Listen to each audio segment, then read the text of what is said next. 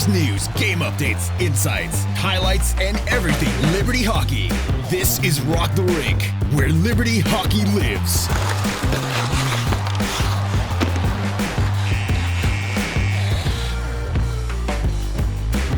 Great weekend of hockey for Liberty University as Men's Division I sweeping Delaware. Lady Flames coming out looking strong in Game 2. We'll touch on that in a few minutes. Real battle for Men's Division II.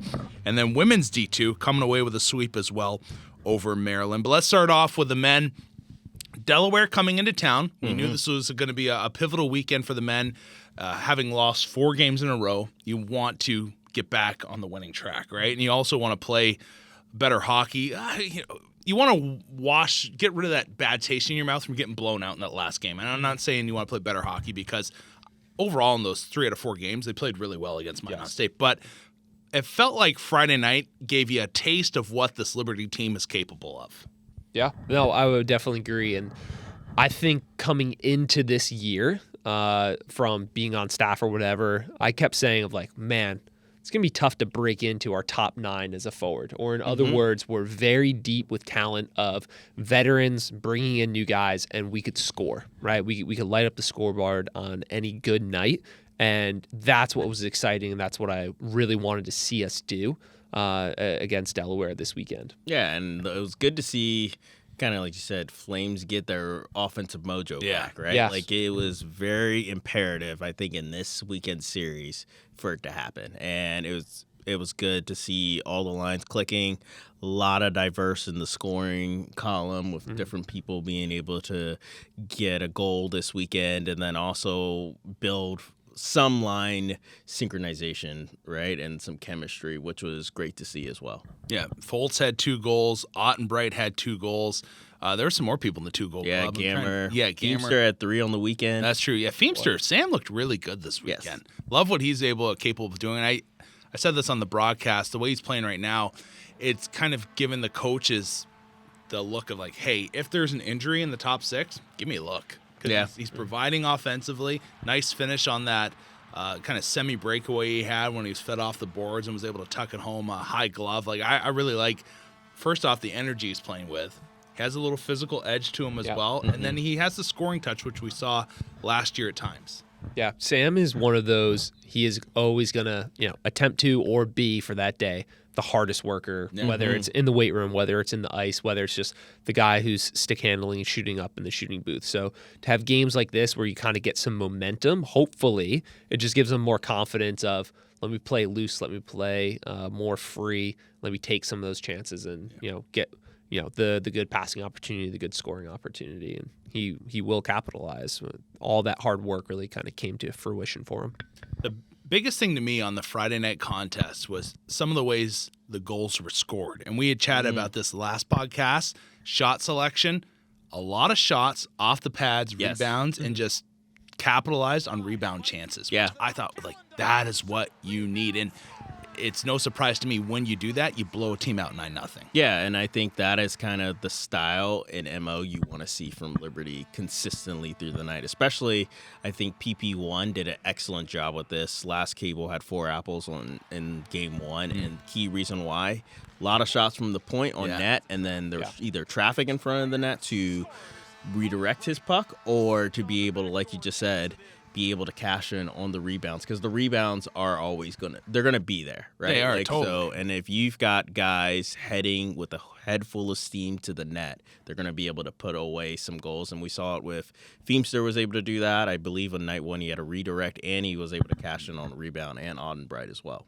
Yeah, you kind of touched on it. Of something I'm excited for, and I wasn't necessarily expecting this year, was our production on the back end, right? I think back to last year, spring semester. I know there's some particular games where Nate Cox had a huge goal, Colton Kovic had a huge goal, and I'm very, very impressed defensively with the offensive firepower that the boys are bringing, and that's the way the game is being played now.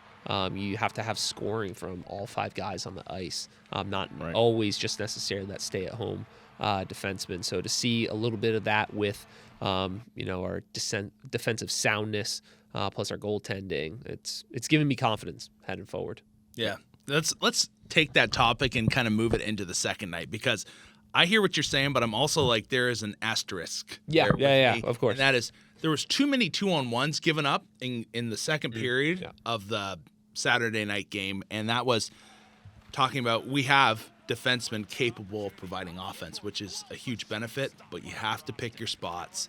And there was just too many pinches that turned into 2-on-1s going the other direction. Do you think that's a result of the result from game one, where guys are starting to get a little greedy, a little hungry of like, oh, I'm gonna get mine? Yeah, I think part of it came from the result of game one because guys probably feeling themselves a little bit like, when you score more goals in your first night in the series than you scored in the previous 4, like, that's gonna be part of the cause. And then, like you just said, everyone's probably like, I'm gonna get mine tonight. Like, I think that's what led to a lot of guys really trying to be able to try to contribute on the back end and pinch, and it led to Delaware having opportunities. Now, credit Hunter's back there, so obviously he did what he did. He does what so like that was huge, and he turned away a lot of huge opportunities for Delaware to make that a more competitive game than it became.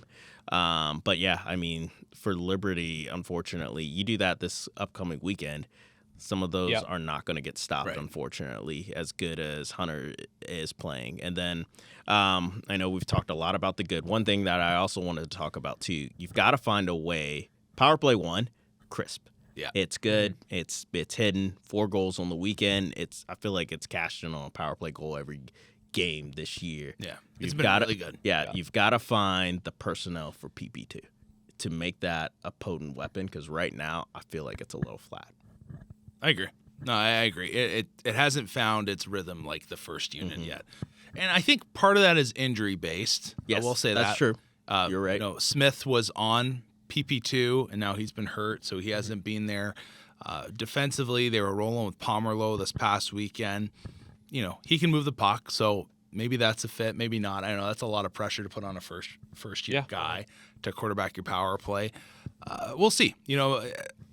Cable being out too kind of changes the dynamic. I still haven't fully figured out yet. PP1, like, go through it with me, because I feel like the bodies have changed, but I know Cable's typically running the point on that power play. I feel like it's changed where it's either Cable or Bite. Yeah. Like, I've been rotating, and then it's Fultz, Finch, Calendike, Schwenke.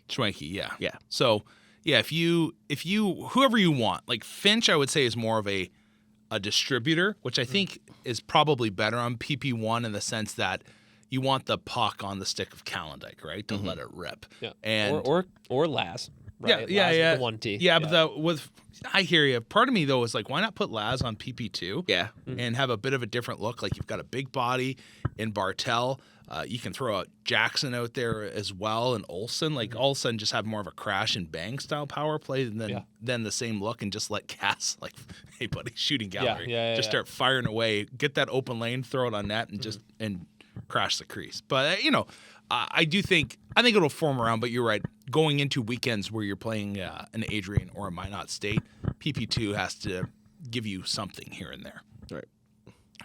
PK though for Liberty seemed to be solid again. Yeah, PK was pretty good consistently. Even got a shorthanded goal. Yeah, and I think poor Gamer, man, he has had his chances. I'm glad he finally buried it. Yeah, I agree. And like, I think game 1 was pivotal for hopefully getting his offensive mojo going too, because that was a guy you wanted to be able to get going offensively, him and Ombre. And the fact that they both got 2 goals in game 1, I think now we'll start hopefully seeing a steamroll production from both of them. But yeah, PK was phenomenal. Unfortunately, night 2 you give up 1 goal off of like kind of a like how you said, you need some puck luck. Yeah. And it took a couple bad bounce off of some bodies and then found its way to one of the Blue Hens defenders, and he let it rip. And there was traffic in front of the net, so like that also helped. It glanced off somebody in front. Yeah, was that where like Hunter was sliding? Yeah. It's just like, whoa, how'd it get over there? Okay. We'll say this though about Delaware is that their one guy, Justin Guelph, D3 transfer, 21, he was good. Like he's a good player.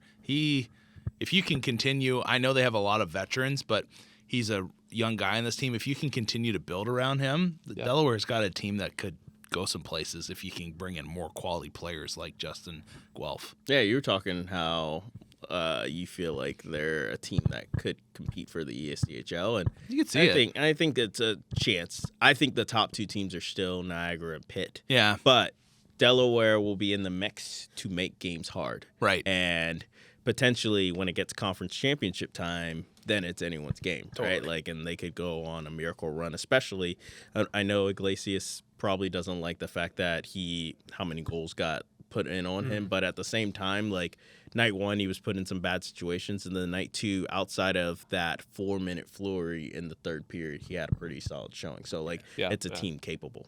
I think too that little flurry you're talking about in the start of the third period, that was totally team in front of him, not him. Like, it's hard when all of a sudden, boom, Feemster has a semi-break, buries, and it felt like it just came in waves for a quick span, and they were, in some ways, I kind of think they went into the third like, oh, we're in a good spot. We can just, like, let's just continue playing this kind of lull them to sleep style, and then we'll just get lucky and bury one, where Liberty came out and said, let's flex. And they did. And I'm not sure the Blue Hens were aware of that or ready for that to be, for that matter. But again, overall, a really good step in the right direction for Liberty hockey. And obviously you need that as you head towards Adrian that's coming up. This is a team that won 5-0 and 8-2 versus the number 12 team, Pitt. Liberty went 2-2 against Adrian last season. I'll be honest, and I probably shouldn't say this because I'll give them bulletin board material, but in years previous, I always felt like Adrian was this kind of fortress on a hill. Like, oh, how are we going to be able to do this? I don't have that same feeling about them as I used to. Yeah. Well, I mean, I think the biggest thing, when you're able to win one up there, that's a hard place to win in Bulldog country. Like, obviously, we talk about it with the Lady Flames. Those are some of their toughest games always, or toughest road trips every year. And now that I think the men, they've had some close games in the past up there. At least one of the games is always like a 1-goal game. Now you finally are able to cash through and get one. There's belief, or there should be belief in this team to think that, hey, we can go up there and not only come away with one, but there's a good chance we can come away with 2 if we play the way we know we're capable of playing. Yeah. No, I agree with that. And I just had to ask the question, Pat. Was it at Adrian when the women were playing up there once, and the announcer was like, "What are you doing? You can't do that and be Yes, Liberty." it was. It was the game where Liberty, not last year, I think 2 years ago, they got up 3. Adrian got up 3-0 after one, and I remember thinking, because I wasn't watching the game, I think I was working another broadcast, and I was like, okay, well, not going undefeated this year. Yeah. And Liberty, which is crazy, they ended up going undefeated that year. Liberty came back on the back of Dana McLeod.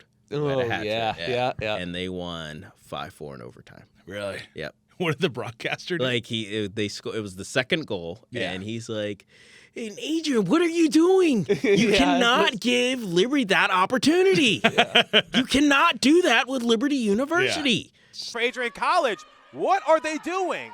Oh no, this could be costly for Adrian College. You don't need this right now. You're up 3-1. You're sending girls to the penalty box, and now you're giving Liberty a golden opportunity to score. You don't need that right now. Now it's going to be 5-on-3. Passing it around. Oh my goodness. And now they score. Adrian College, if you want to win against Liberty University, you cannot do that. You still lead 3-2, but now you gave Liberty some momentum and they've scored 2 unanswered goals. You cannot have that.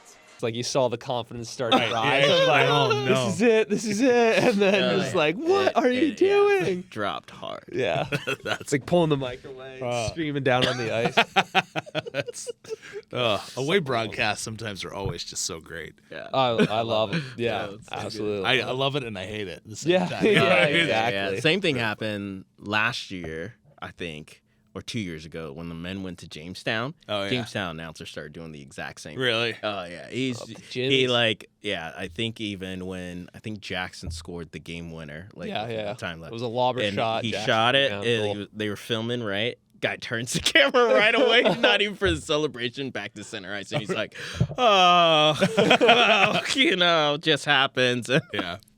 Oh, we need to tell the fan base about this, not like in a big way, but it always kind of sneaks in there. There's one player that you get their name wrong, and then it lasts a little bit, but it's Jackson versus Lono, not versus Solano. Yeah. Yeah. Yep. So I know it's gonna. I was trying to reprogram my brain in game 2 when I found this out, thanks to Pat. And I was like, I knew I still call him versus Solano here and there, but it's getting there. It's like I would say now I'm in a 70-30 split the right way at least. Interesting. Yeah. My thing is, hey, they got to come correct you. Right. Yeah. Well, that's why I appreciate his dad told us, me. right? Yeah. I appreciate that, sir. Dad gave us some love too on Yeah. the pod. He said, Rhett, he's like, oh yeah, Rhett, that guy is so good. He does a great job. Thank and you. then he loved the podcast too. So You know, it reminds me of there was this football player. His name, oh goodness, I don't even know how you actually say his name properly now. We called him Chima Uzuwehi. Oh, all right. All right. Yeah. And he was our stud D tackle, All-American FCS for like 2 years. And all of a sudden, before his senior season, he comes up and he's like, "Hey guys, my name is actually Chima Uzuwehi." And we were like, "Why didn't you tell us?" You know, but it was this whole time. Yeah. Anyways, it was all good. All right. So Jackson versus Lono. We will see how he leads his Flames into battle against the Bulldogs coming up this weekend. Number 2 in the country is Adrian. Still going with the preseason rankings here. No new rankings. When do they come out, Pat? they'll come out, I believe, either next week or the week after. They're coming out like towards the end of October. Okay. For the first computer. Yeah. Yeah. So key for me going into this before we head on to the ladies knocking down McKendree, the Bearcats. Yeah, we'll get to that in a sec.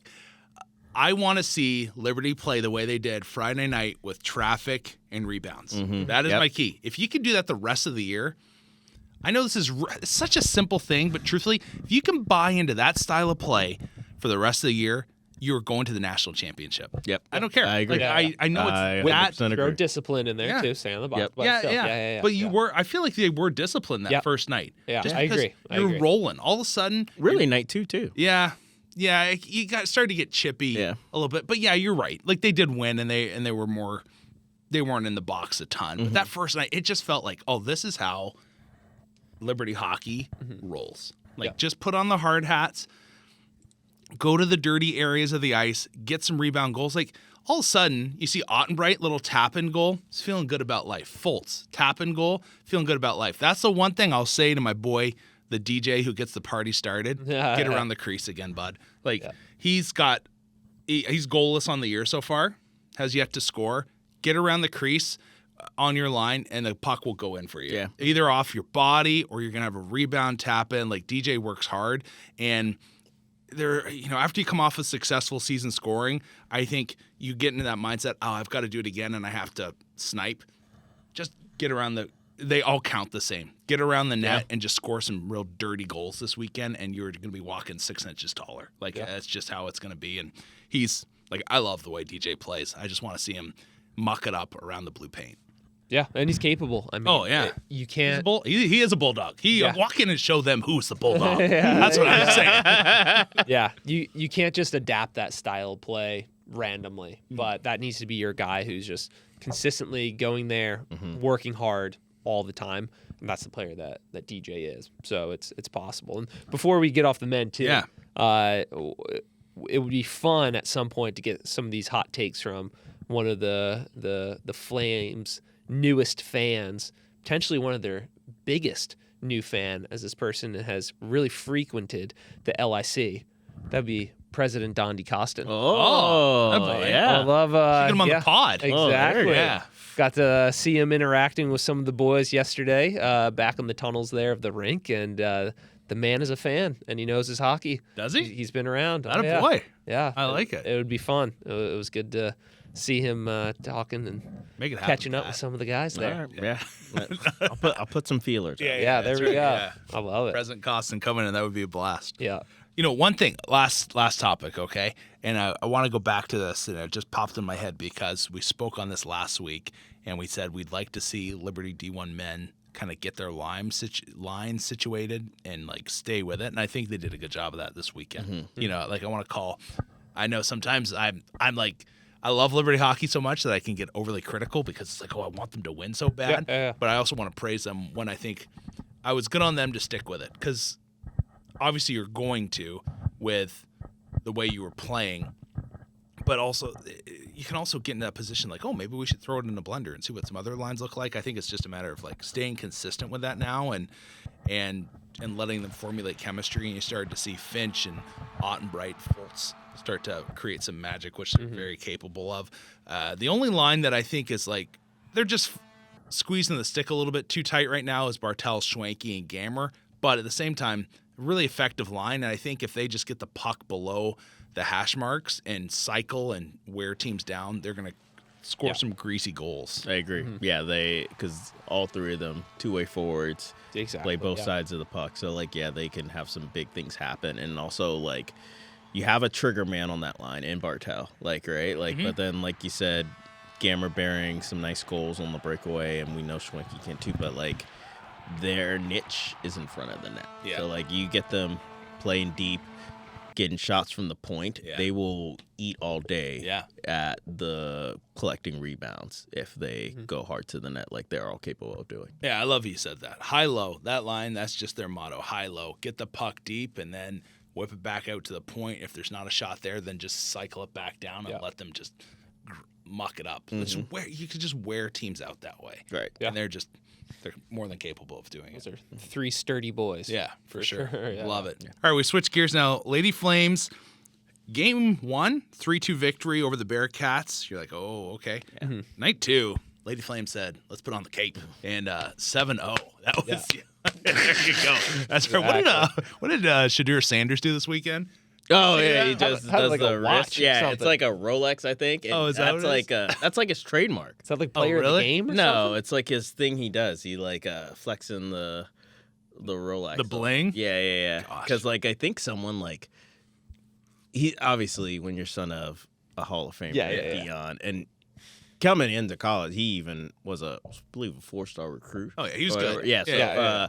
people talk smack to him all the time. So he doesn't even say anything. He just flashes his Rolex up. He's like, I love he kind of like, I ain't got time for you. Oh, I Yeah, like there that you go. symbolism. Yeah. That's pretty good. It's like, yeah, One of either those I ain't got NIL time deals. or it's prime time. Yeah. Yeah. I like that So, too. yeah. Lady Flames, big victory night 2, and 7 different goal scorers on the weekend for the ladies. 4 of the 10 came on the power play. Those were all in game 2. When this power play is clicking, there's truthfully nobody's going to beat them. I agree. And like even we talked about how the men need to play, like what the lead to success. Yeah. Night 1, Bearcats were doing that. Like they had some good traffic in front of the net, and like they were getting the bounces that they needed, but that's what you need. And the Lady Flames eventually, or really, they had 2 of their 3 goals were incredible shots. One by Zasha Adamak, and then the game winner eventually by Unique Truder. The snipe on the 2-on-1 was fantastic. And then night 2 did exactly what I think the brand of style Josh Graham and Coach Lowe's were hoping for, and saying like, yep, this is how we're going to run our offense. And they really pulled it off to perfection, especially on the Lady advantage. Because honestly, Liberty's going to get power play chances every game, and they're probably going to get more than the opposition. And like Rhett just said, if they are clicking, it's in the back of the net most times. Yeah, I think something to remember too with these games. This is only the second and the third time that this team has taken the ice That's together. true. Yeah, that's this a good year, point. right? Yeah. So against the Pride and Exhibition, and then as we face the Bearcats here, game 1 of this series. You got to expect some things to not go great, not go our way necessarily. But you can start to see as we sort of put those pieces together there for game 2, what we're capable of, what we've always been capable of. But as you guys are mentioning too, the power play goals, that's massive. And that's definitely an identity of this team of we're really good at taking penalties. Just it is what it is. We recruit speed. We coach speed. So we're a fast team. We get a lot of tripping calls and interference calls and things like that. And if we keep capitalizing, we're dangerous for sure. Now, one area of concern that did come out of game 2 was the injury to Unique Truder. Going to the boards hard. I don't want to speculate because I don't know where it had. I don't know if it was upper body or lower body. Truthfully, the way she went in, it was kind of hard to tell because her face was near the dasher. So I'm not gonna go there. I don't know what it is, but she was down and was helped off the ice. Hopefully, it's not a long-term thing. Yeah, and it sounds like it's not. It sounds like Okay. she's going to be good to go this weekend. So that's going to be huge because when you have a former Player of the Year and two-time national tournament MVP, like you're feeling good about yourself. Like Unique's a great two-way forward for LU, and obviously she showed her game-breaking in night one. So they're gonna definitely need her when they head up to Minot because that's going to be an interesting series and a lot of history between these two teams. Like, I can't remember the last time the ladies have played a series at Minot, but the history is obviously everyone knows about national championship last year, LU coming away with the victory, but also conference championships too. LU has unfortunately taken it to the Beavers multiple times and come away on the winning end. Yeah. It's good stuff. All right, hey, before we get away from McKendree real quick, have you guys ever looked up a Bearcat? No. I was curious, right? Because Liberty played Sam Houston in football 5 days ago. Are they the Bearcats? And they're the Bearcats. Okay. And I'm like, what is a Bearcat? This is the ugliest thing you've ever seen in your life. Let me just tell you a little bit about it. It's from Southeast Asia, I believe. It's an important distributor of Strangler fig seeds. Oh, That's exactly you what I gotta want to name you gotta my distribute the fig seeds there. Right. Yeah. Maybe Pat can throw up a picture on the podcast for you. But when I looked up this thing, I just that terrified me.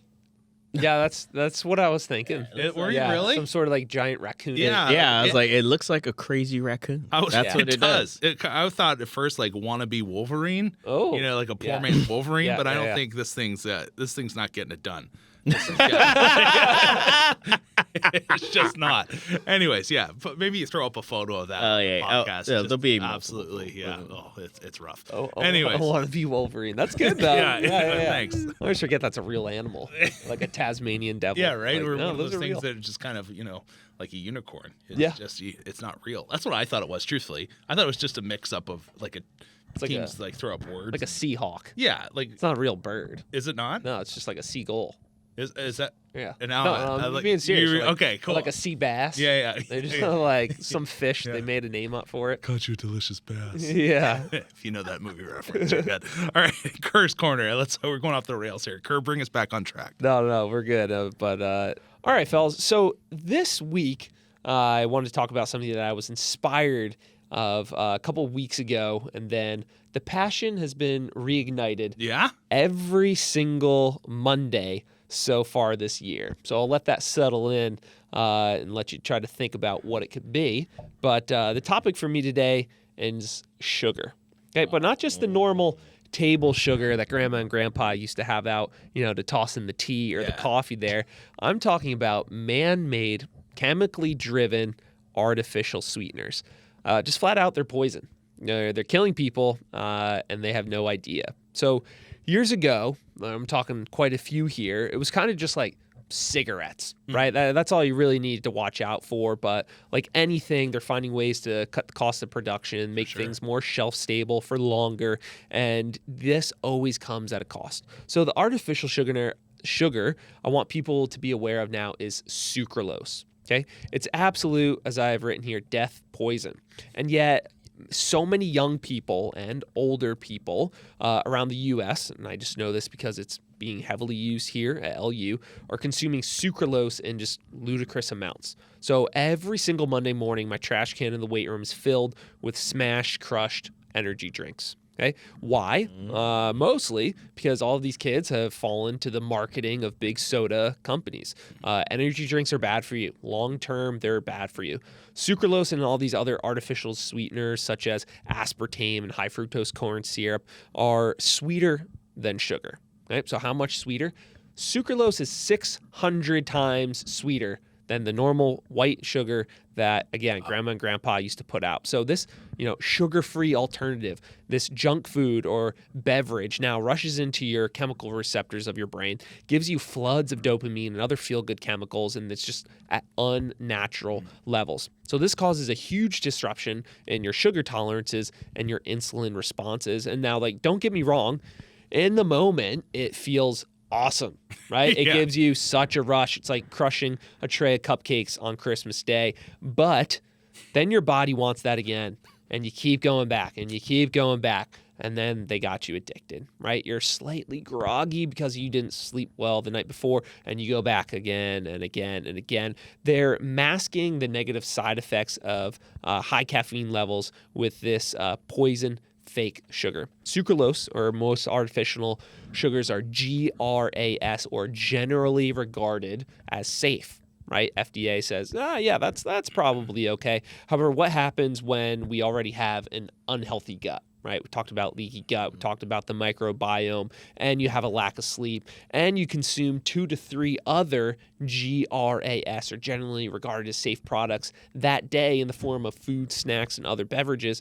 Now you're over the limit. You poison yourself on game day, and that's not the way to do it. It's not what we're going to want. So get sleep, drink black coffee if you want that performance enhancement, but just quit it with the sucralose, right? Every energy drink has them. Recently, I went to a wonderful down south gas station complex, Sheets, as you guys may have known. Yeah. And I've looked in every single energy drink within the entire wall of energy drinks that Sheets offers, and every single one of them contains sucralose. Just stick to the coffee if you need that caffeine kick. Stay away from the poison. All right. All right. Okay. Got- Let's got questions. Yeah, I've got I a like few it. questions. Yes. Okay. Well, I got a story too. Okay. Oh. So Kurt would have not liked me when I first started drinking coffee. I don't know if you remember. Oh, I this do. A little bit. Yeah. Yeah. Like the amount of sugar I would put in my coffee. I know you're a honey man. Yeah, I don't mind the honey. I'm a big honey guy now, thanks to Rhett, because he did it Oh. one time during a broadcast, and I was like, "Oh, I'm gonna try it Is too." that a Canadian thing? And No, I just know that honey is sweeter than sugar and better for you. Yes. And that was when I was trying to get off of like what Pat's about to say, sugar and coffee, and now I just put cream in coffee. But here, Pat, Yeah. hold on. Yeah. Sorry to so derail you there. I used to, and people would make the comment, "Wish you like some coffee with your sugar?" Oh, because yeah. of how many packets I would put in. Like when I first started, I was doing like, and Kurt's gonna judge me hardcore real quick. It's we've all gonna been be addicted to 14 or something. 16 in there. Jeez. Like it was nuts. just, It was syrup. It was Yeah. like Yeah. this thick, and then yeah. I put some coffee on top, and it wasn't. I don't even know if I used a big cup either. So No, that's you even- Jeez. so that's bad. But yeah, okay. So I was gonna say, what about like some of those other sugars, like Splenda and stevia? Like, Yeah. what are your thoughts about those things? So there are, I'm going to call them natural sweeteners, and then there are artificial. So stevia is actually a plant that Okay. they kind of grind up. So in the backyard of the Kerr household, we have a stevia plant. I'm Oh, gonna be okay. honest, like it's kind of gross, but you could rip a leaf off, put it in your mouth, and you'd be like, "Oh, that's kind of sweet." So you could use it to sweeten your tea or whatever over summer. But our sucralose is Splenda, basically. So Okay. the Splendas, the equals, anything that has like an ose at the end of it, I'm very, very generalizing here, is sugar. And it's really up to us as the consumer to look up whether that's an artificial sweetener Or natural. or if it's a natural one, right? So honey, sucrose, fructose, those are natural. They occur out there, right? Like your table sugar is sucrose. Our body stores sugar in glucose. But your sucraloses, your aspartames, your dextroses, erythritol, those are all artificially chemically derived sugars that they're putting in there to be more shelf stable. They could produce it at a much cheaper cost. And again, it's just like it's poison. We just don't want that stuff in our bodies. So the granulated white sugar you buy from Walmart, right? Yeah. Great Value brand. Is that that's sucrose, but not sucralose? Correct. Okay. Yeah. Yeah. Still and- not great for you in the long run, but better than the Yeah. I would rather have the stuff that comes from like the sugar plant. And now that has also been highly chemically processed and whatever else. But I would prefer that because it's less sweet and overall it's going to be less damaging than the high fructose corn syrup, aspartame, sucralose, just mega sugars that marketing media companies for food and beverage have put into our American society. It's just killing us. Yeah. It's really a drug, isn't it? Yeah. It's there's no differences in the chemical processes in the brain between that and like the hard drugs that you get off the street that you tell your kids not to take. Crazy. Yeah. Absolutely. It's But crazy. it's for free right in that beverage aisle. Yeah. That's right. Yeah, no good. Just like cigarettes. It's just the modern day twist and spin on getting people addicted to something that isn't good for them ultimately. You want to tease us on what next week is about? It'll be a little bit of the same. Okay. Yeah, I like it. We'll I like it. word it that way. All right, men's Division 2 taking on the Ice Pack of NC State. They split the home and home, lose on the road, win at home. NC State won 5-3. LU wins a real tight one, 2-1. I'm not overly surprised. Like, NC State's a really good team. Mm-hmm. Yeah, no, and I think NC State, team that barely made regionals last year, they squeaked in at 10th. Like, I think that'll be different this year. I feel like they'll be a top 5 team in the region. And Liberty right now, like, that was a battle for you, and I think we talked about men's D1 being a little banged up. This is a D2 team that's very banged up right now, unfortunately.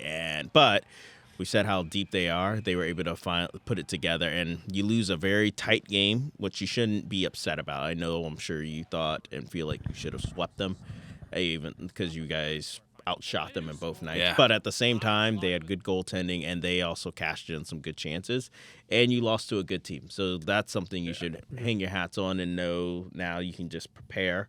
And it's good that you were able to come up with the split. But, yeah, prepare for a huge showcase this upcoming weekend. Did I see it right, read it right, that NC State had a goalie who made 50 saves? Yes, Did you guys probably. see that? The Lawrence goalie in night 2, he was a monster. Yeah. And I don't know, because he didn't play night 1. I had to ask, I think I asked Christian. Yeah, like, Toyer, was that I the think, guy? played night 1. Yeah, and then the Lawrence kid didn't even play when they played D1. That's what I was And- going to ask. And I was Did they like, switch goalies where at some has point? this kid been? Right. Like, Yeah. because he was good. Mm-hmm. He stopped, like, Liberty probably should have won 5-1. Like, Really? but he robbed a lot of good chances Yeah. that Liberty had in game 2. Yeah, that's a lot of saves. That's a lot of depth in goal, too, because Toyer played against LUD1, was pulled. Then they brought in that big kid. I can't remember. Daniel, right? Yeah, that's right. Daniels. And I thought he was pretty solid as well. And now they have a third. Good for them. Yeah, 3-headed monster. In there. Yeah. Yeah. Which is too many. But no, you'd like to have 2 at least. You'd love to have 2 really solid goaltenders. But again, Liberty coming away now 4-1-1 on the year, preparing to take on Florida Gulf Coast, Lindenwood, Davenport for the Liberty Showcase. This is an FGCU team. You see 2 and 2 beside their name? Yeah, the eyebrows go I up just know. like They're Pat's like, did. what? They lost Yeah. to U Tampa, which is, I guess now they formerly a D3 school of ACHA, now a D2 school. They had some success at the D3 level, and they just knocked them off, which is kind of surprising. Yeah, and 2 Crazy. very tight games. Yeah, like because Kerr had to tell us that it was Tampa, and me and Rhett looked at each other like, do they have a D2 team now? And like had to look that. But yeah, in a tight 3-2 game and then a 6-3 game, like that's Wow. impressive. Right? Yeah, that like is. so that's huge. So FGCU coming year, who I feel like they always the last few years they've struggled to start the year and then they get it going. They But get it. but this is still a great opportunity for Liberty to get a good win. Lindenwood, solid team, always coming out Yeah, of the Central, for sure. usually consistently top 2, and then Davenport, who record doesn't look good, but they always muck it up and play a very tight games. So these are 3 huge games for Liberty. With they have some guys that I think continue to showcase real quick. Like, and want to touch on one, Jared Matley. Guy's been playing unreal this year, right? Has That 4 last goals. goal Yes. in that Huge. that Right. second game. Wow. Yeah, he's been playing fantastic. Continue to shoot the puck, young man, like, because you're getting it done, right? Putting forward. Yeah, on the And a go into great- that last great goal a bit more, pass. because that was like late stages 50 seconds heroics. Yeah. Yes. Yeah. Yeah, and then obviously Thomas Kaner, he got the party Yeah. started at the beginning. He's been unreal again this year, so you expect big things from him. But yeah, there's so many guys consistently in this lineup. But I think for the D2, like, kind of similar what we said about the men earlier in D1, like similar style. Just get to the front of the net, get shots, low pad, rebounds will be there, and you're going to be able to make things happen. Yeah. And Thomas Kaner's power play goal, I think it was in game 2. Tons of traffic in front. Yes. Right? Yeah, Like, I know. Yeah. Tons of There's a ton that they had to review the goal because I was going gonna to say, a little goalie interference. Yeah. Yeah. Do you know who they play first game in the showcase?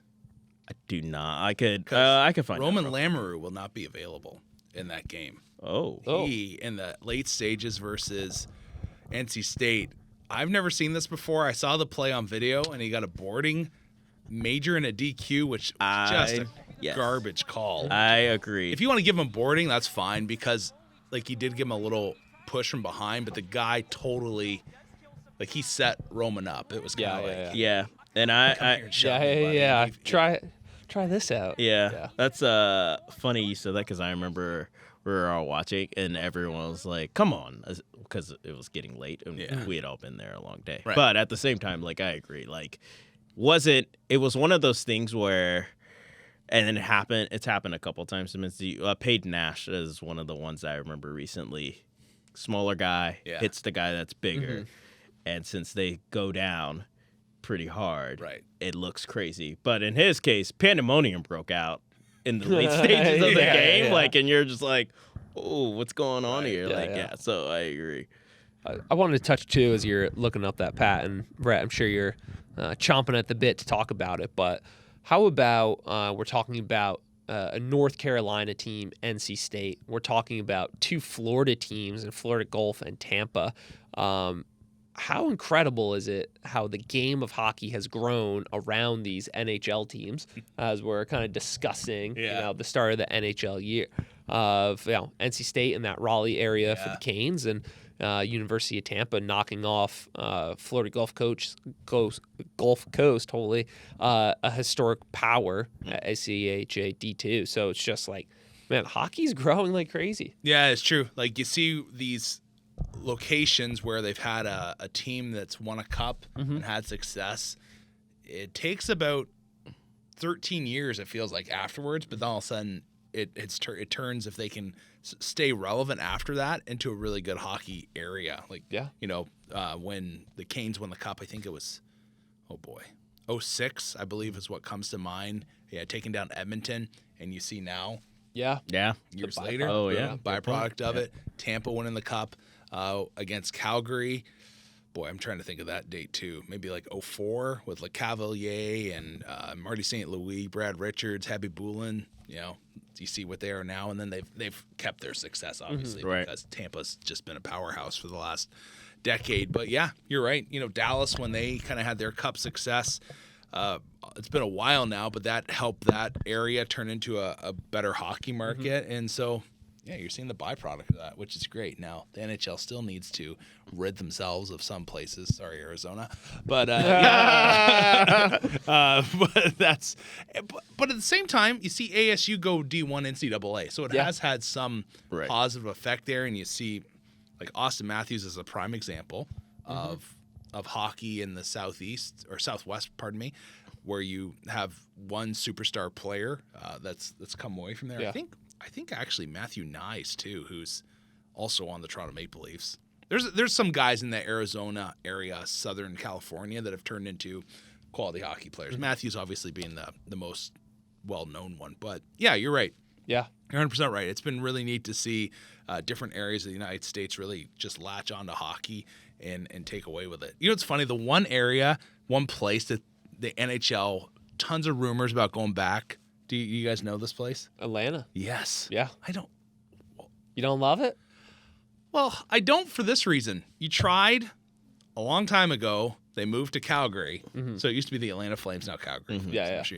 Then you were there again, and now that's Winnipeg. I guess you're trying. I guess the third time's the charm. Yeah, the expansion franchise for Quebec Nordiques is going to start off in Atlanta for 5 years. I don't know. I'm just saying. Right. Like, I was thinking the Coyotes might head to Atlanta. To Atlanta? Yeah. No, I'm pretty sure. I believe the way that the NHL is set up right now, if Arizona moves, they're going to go to Houston. Yeah, that makes Houston wants sense. Another team. Yeah. I'm pretty sure that franchise will go to Houston. Then. That's a good one. Yeah, expansion will happen because they want to keep them in the West. They want to keep the teams balanced, so that will go to Houston. Then expansion will happen. I believe Atlanta will get another franchise. Part of me, though, is just I feel bad for the people of Quebec City. They've been patient and waiting, and they've had a rink there that was state of the art. And it still is. It's like a 20,000 seat arena that's been there for quite some time. Like they're ready for another franchise, and I do think the way that the dollar is between Canada and the United States, they could handle it. It's just old Gary doesn't want to make it happen. I don't know. Yeah. I could go long-winded on this, and I won't. But the most important thing is that NHL hockey is starting tonight as we're taping this podcast. And tonight, Connor Bedard taking on Sidney Crosby. Yeah, that'd be great. Yeah. Also, too, got to credit Chicago. They've gone full in on the rebuild. Yeah. With Bedard as the centerpiece, but also you bring in another top pick, Taylor Hall, to help guide that young man. That's true. So and I know he's had a better career than I think people will give credit because he hasn't had success. With winning a cup anywhere yet or things of that nature. But I do like what Chicago did. They brought in Hall, Corey Perry, Nick Foligno. Like they have some wily old vets around to help Bedard, but also protect him. Yes.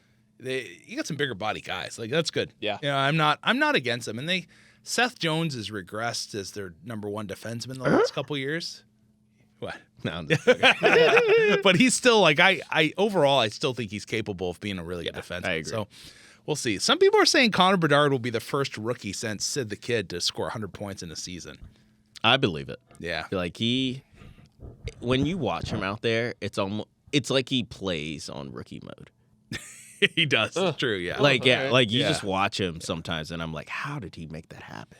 Here's you want my hot take? Yeah, give it to me. Logan Cooley of Arizona will win Rookie of the Year because somebody is going to dummy Connor Bedard. He's not that big. And you think he's going to get... I think he's going to get hurt, unfortunately. And be out for a while. Yeah. Okay. That's just like Connor McDavid, his rookie year. Yeah. Somebody gave him a shot from behind because they get frustrated. Like, if you are an NHL vet and you're 29, 30 years old and you've got some 18-year-old making you look like an idiot... You're gonna lose your mind at some point and just give him a shot from behind. I hope it doesn't happen. Like I hope Bedard has an unreal year and scores over 100 points. I think it's great for the game, but I think he's gonna get hammered by somebody and it's gonna be lights out for a month, and that will lose him the rookie race. Did you guys see the Fleury shootout?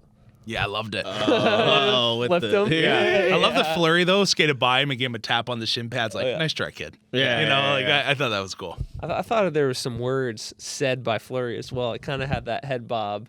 I think that's a habit for him. Okay, that's just like that habitual goalie thing where you're kind of getting your mask on, right? You're like doing the chicken thing. You know? Okay, yeah. I used to do it. Yeah, you're a goalie. You would know. All right, let's keep on rolling here. Wait, before you do that, we're going to move to women's D2. Oh, yeah. Lindenwood first on Friday, FGCU Saturday, Davenport Sunday. All right, so hopefully you could appeal it, but I don't know if it's worth it because you probably won't hear back from them until Christmas. Like if you want to appeal that suspension to Lamoureux. Oh, yeah. Oh, okay. You know, that's all right. You're talking about the schedule. No. I'm just saying, if you want to appeal that suspension going way back now to Lamoureux, because I don't think it was worthy of a DQ. Agreed. That was just ridiculous. The problem is that it's not going to do anything. Like in this amount of time frame you have, it's probably like I said, they won't make their mind up until it's way past the point. Who cares? So you just got to eat it, unfortunately. All right, Women's Division 2, keeping the streak alive.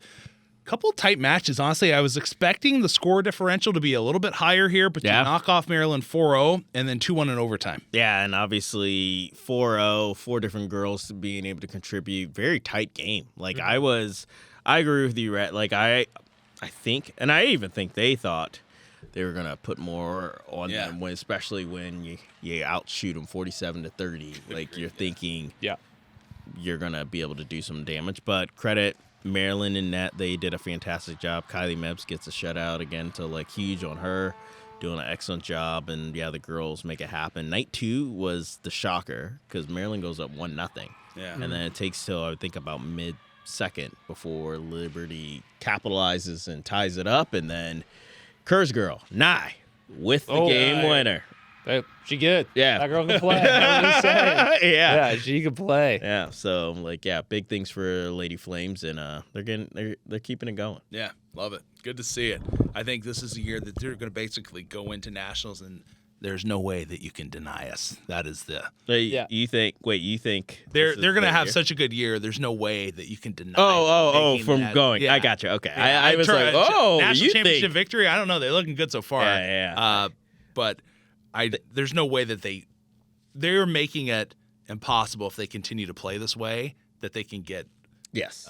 Agreed. politicized. I'll put it that way. Yes. Is Maryland in the same conference? Yes, They'll they are. see them again potentially. Yeah, they'll playoffs see later on in the year. and like they still have some good opponents coming up. I know they're for off sure. this weekend, but like they, I believe they have a chance to see Maryland again potentially in the postseason. Might even see them later in the schedule.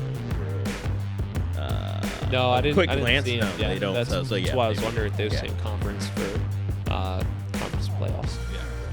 All right, before we go, Lady Flames Division II off until October 20th through the 22nd. 3 games in that span. Play Rowan on October 20th and Delaware on October 21st through the 22nd. All these games coming on the road. All right, this has been Rock the Rink. Thanks for tuning in. We'll be right back here next week with all Liberty hockey action.